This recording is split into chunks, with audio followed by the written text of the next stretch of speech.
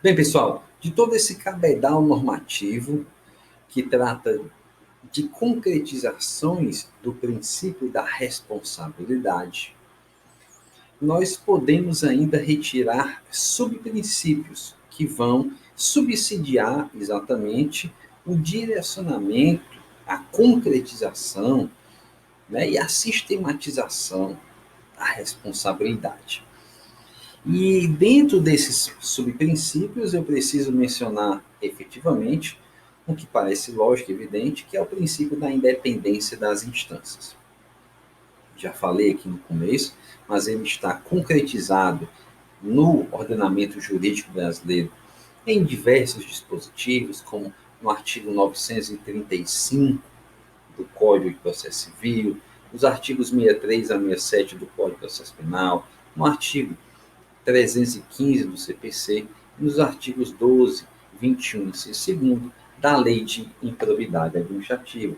Os influxos, né, que uma decisão faz sobre a outra, geralmente não há esse influxo, mas na questão da seara criminal nós temos aí interessantes posições de que quando se reconhece a inexistência do fato e a inexistência da autoria, isso faz coisa julgada nas demais instâncias.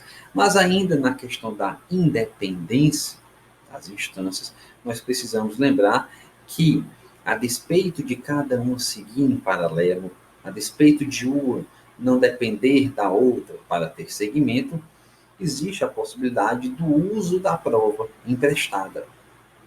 E o uso dessa prova emprestada, ela vem exatamente desde que garantido o contraditório, ampla defesa no processo para o qual ela vai ser transportada e não precisa que seja a mesma parte. Inclusive decisões do STJ exatamente nesse sentido, de que independentemente de haver identidade das partes, o contraditório é o requisito primordial para o aproveitamento da prova emprestada, de maneira que, assegurado às partes o contraditório sobre a prova, isto é, o direito de se insurgir contra a prova e de refutá-la adequadamente, afigura-se válido ou empréstimo. Beleza? Muito bem. E a gente tem, inclusive, a súmula 591 do STJ, que trata da questão da prova emprestada, segundo a qual é permitida a prova emprestada no processo administrativo disciplinar, desde que devidamente autorizada pelo juízo competente e respeitados o contraditório e a ampla defesa. Ok? Ainda na questão da prova emprestada, ainda na questão da independência das instâncias, há uma discussão muito pujante na doutrina, na jurisprudência, submetida à repercussão geral no STF, não julgada ainda, de ser possível ou não o uso de colaboração premiada para fins de ações de improbidade administrativa. Então é um assunto que vocês precisam aí ficar antenados, beleza? E ainda na independência das instâncias, a responsabilização imposta em cada uma das searas não depende da outra. E mesmo na seara administrativa existe a alta executoriedade dessas decisões, inclusive para a questão de impor pena de demissão. Olha o que diz o STF e o STJ. É firme o entendimento, no âmbito do Supremo Tribunal Federal e do Superior Tribunal de Justiça, acerca da competência da autoridade administrativa para impor pena de demissão a servidor público em razão da prática de ato de improbidade administrativa, independentemente de provimento jurisdicional, porquanto a penalidade administrativa não se confunde com a pena de perda da função pública prevista no artigo 12 da Lei 8429, esta sim aplicável exclusivamente pela autoridade judicial. Outra questão, outro princípio importantíssimo, trata da responsabilidade subjetiva dos agentes públicos. Não há responsabilidade objetiva. de agente público. Sempre é preciso se demonstrar o elemento subjetivo, o dolo, a culpa. E isso foi fortalecido exatamente pelo artigo 28, que diz: o agente público responderá pessoalmente por suas decisões ou opiniões técnicas em caso de dolo ou erro grosseiro. E aí aqui a gente tem algumas situações interessantes. Começando na parte final, né? Quando fala de opiniões técnicas, ele está falando estritamente de pareceres. O parecerista, doravante, quando se está falando de pareceres vinculantes, se aquilo acontecer de fato, de maneira dolosa ou com culpa grave, que é o chamado erro grosseiro. Mas, no que diz respeito às demais formas de responsabilização, em especial na improbidade administrativa, quando diz que as decisões ensejarão responsabilidade pessoal somente por dolo ou erro grosseiro, o entendimento prevalente na doutrina é de que a lei de improbidade, que permite a punição por culpa, lá no artigo 10, ou seja, no caso de prejuízo ao erário, continua válido.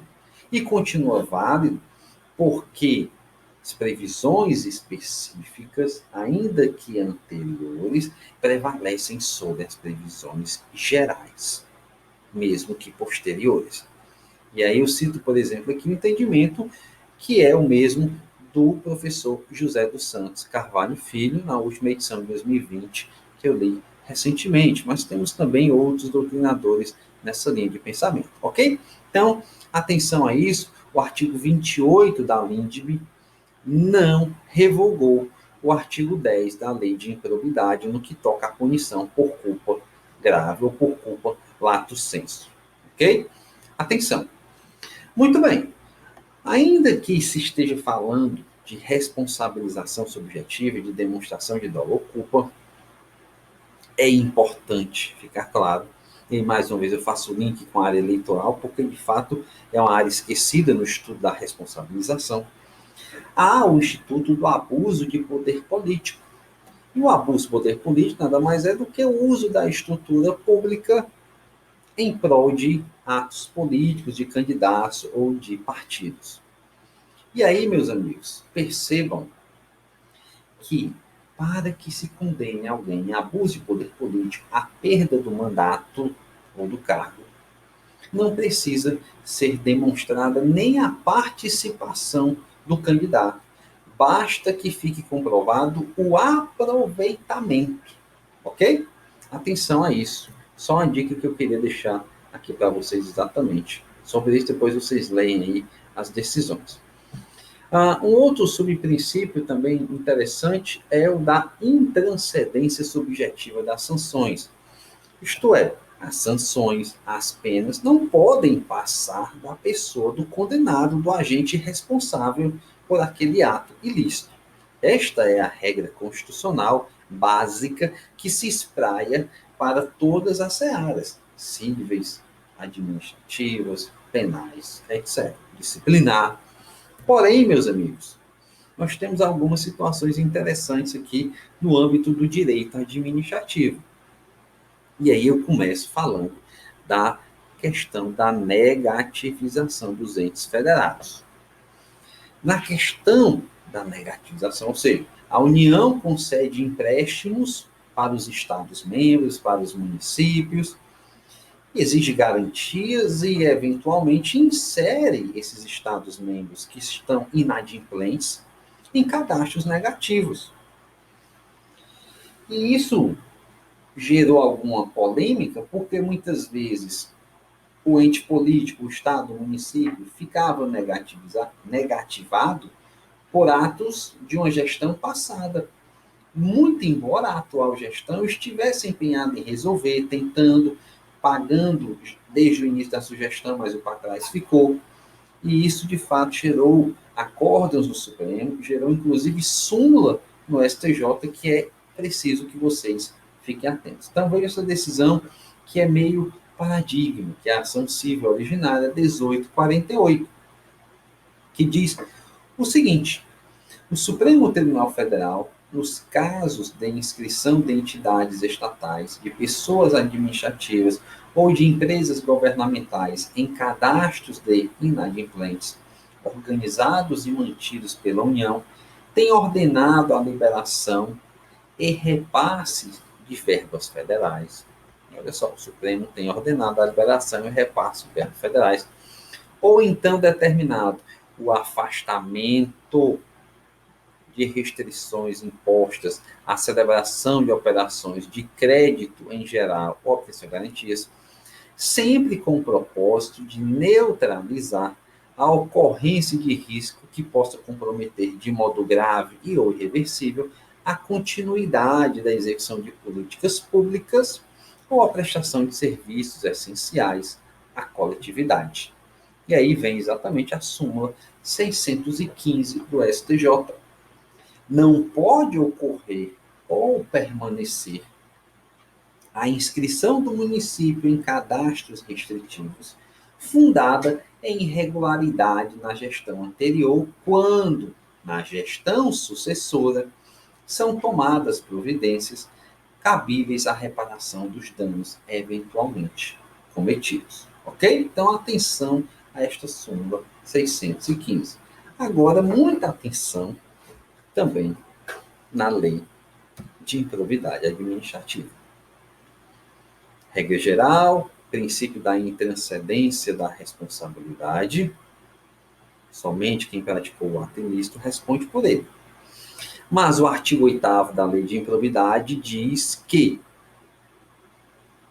a pena poderá se estender aos sucessores, aos herdeiros, até o limite da herança. E aí, meus amigos, vocês precisam compreender o seguinte: a pena que se estende aos herdeiros, no caso da improbidade, é somente a pena pecuniária, evidentemente, e ainda que seja pecuniária, é somente naqueles casos em que há enriquecimento ilícito e dano ao erário. Portanto, se há uma pena pecuniária decorrente de violação aos princípios, ela não se estende para os herdeiros. Decisões aí já consolidadas no âmbito do STJ. Olha só, artigo 8º, como eu disse, o sucessor daquele que causar lesão ao patrimônio ou se enriquecer ilicitamente está sujeito às combinações desta lei até o limite do valor da herança, ou seja, não vai permitir também que ultrapasse o que o de cujos deixou. Já basta o herdeiro perder, né? Que é algo justo, né? Porque se o pai, a mãe, o irmão, sei lá, quem seja lá a pessoa que está sendo sucedida, praticou um desvio que gerou, né, dano ao erário, que permitiu que ele se enriquecesse ilicitamente, aquilo não é, de fato, legítimo e deve ser retomado para quem direito. Tá bom?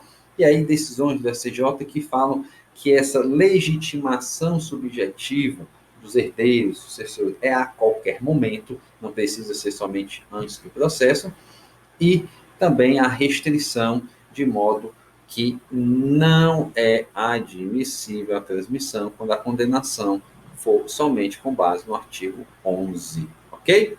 Muito bem. Ainda na questão aqui da responsabilização, eu chamo atenção para a indisponibilidade patrimonial para fins de ressarcimento ao erário. Vejam que a solidariedade, ela não se presume, ela decorre da lei ou do acordo das partes, como diz o Código Civil.